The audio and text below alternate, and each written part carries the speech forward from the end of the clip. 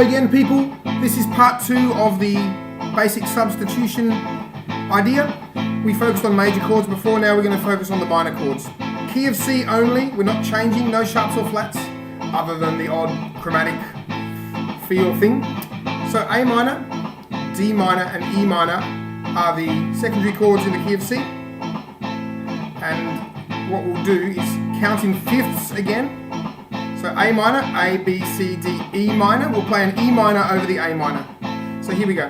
So if I was to play A minor traditionally, I'd focus on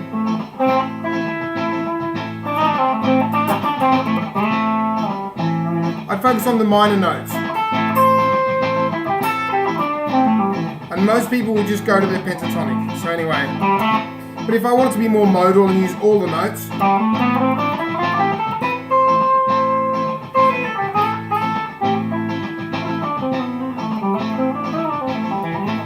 now I'm mostly resolving or focusing or emphasizing the A minor notes there. This time I'll focus the E minor notes.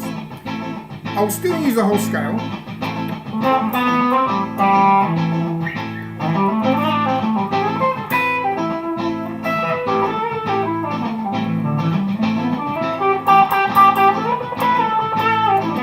Now the trick is to not do it for too long and not to lose, I suppose, some harmony, some melody, whatever you want to call it. So let's make it sort of 50-50. So I'll start minor, A minor, and then I'll sort of E minor it briefly, and then I'll A minor it again. So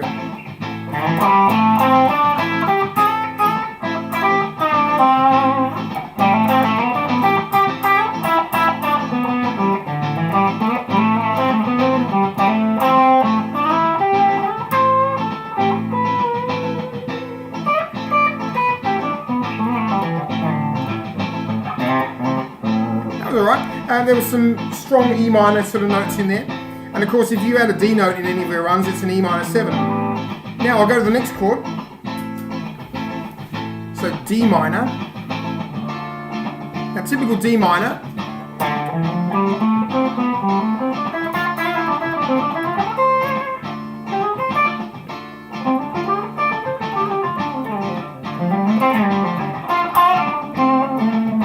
now D, E, F, G, A minor, I'll use a fifth above, and so I'll focus on the A minor tones a little bit this time.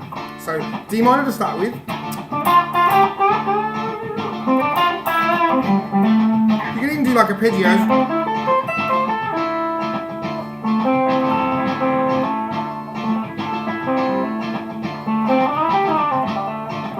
Now, a little bit more of mixing the two together.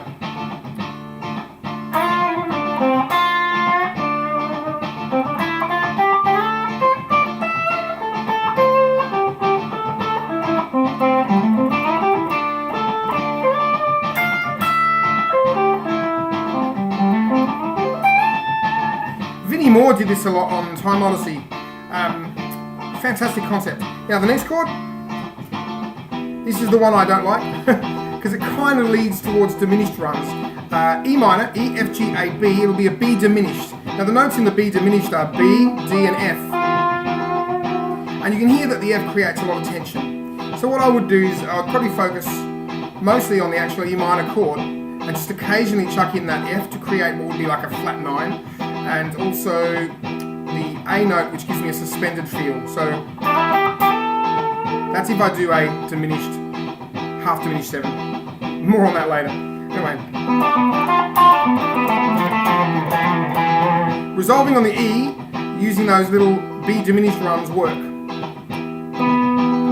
So E minor, just straight forward.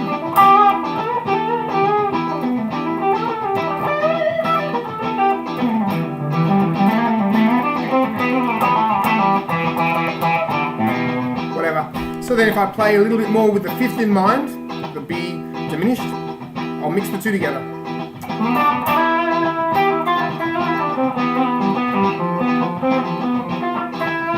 Like that.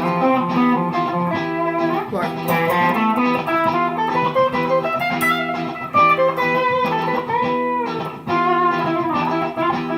You definitely want to resolve that one. So if I put all three together now,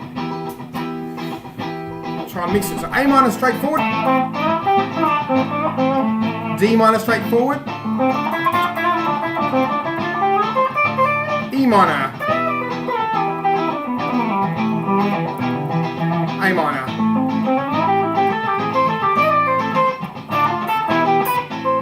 Now I'll mix them.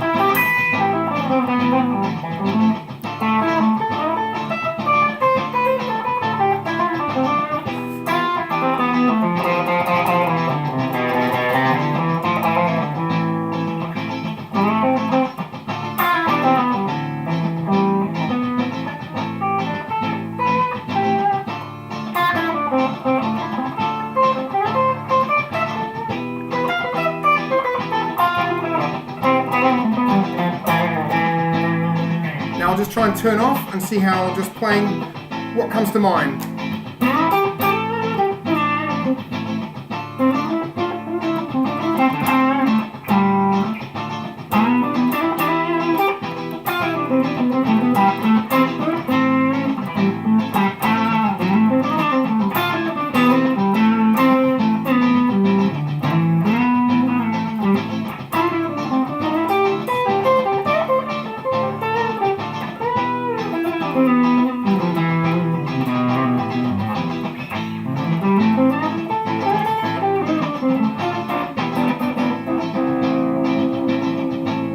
So if I turn this off,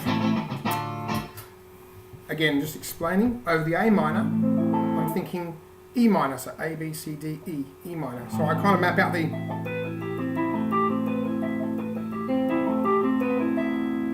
over the D minor, I map out the A minor, D, E, F, G, A.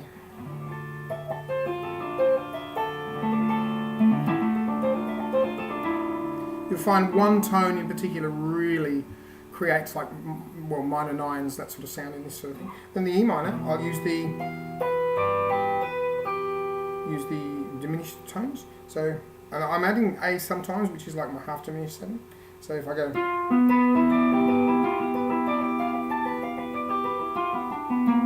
ooh, not that one.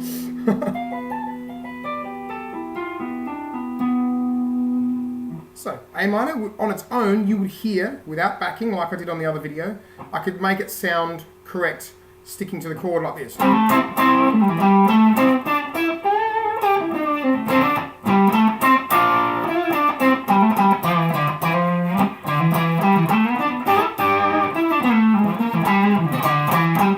You can hear very strong the chord tones there because I'm focusing on A minor tones over A minor, D minor over D minor, E minor over E minor. But if I did this,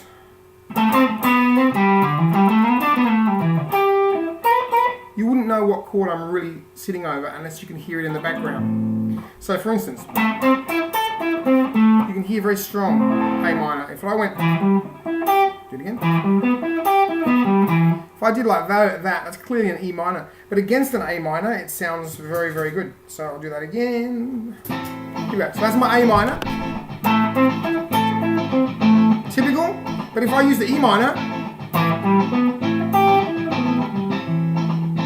it sounds really, really interesting. Now the same with the D minor chord.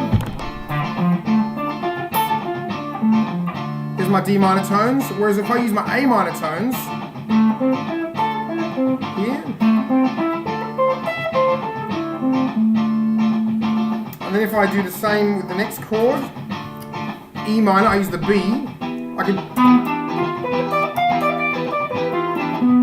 That's a lot more tense and unresolved. So if I wanted to be really melodic on that, I could really focus on the F. It wants to resolve. Again, the B is great. And the D is great because it kind of makes it a minor 7. So you could just do like an E minor run.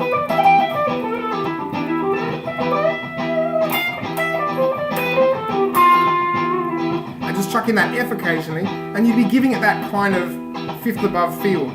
So I'll try one more time through all of them.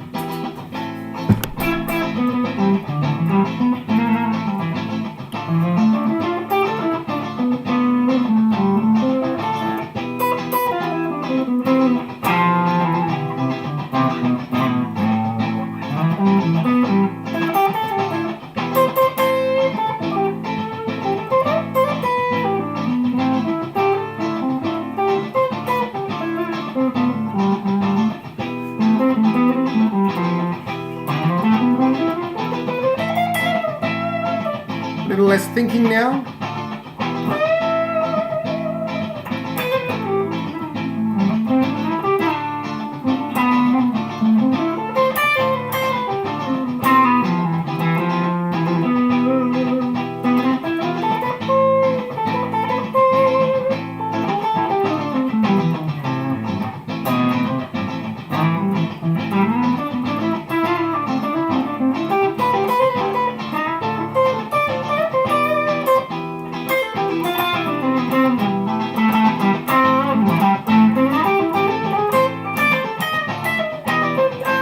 Couple of chromatic ideas there.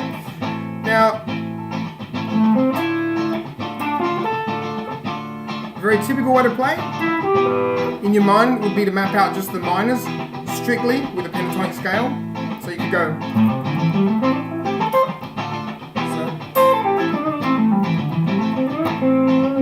And again here. Here.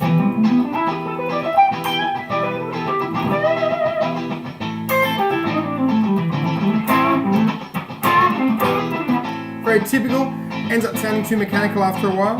So it's good to blend and sort of bend these things together. One more time through. On the E minor, thinking the B diminished. On the A minor, we're thinking E minor.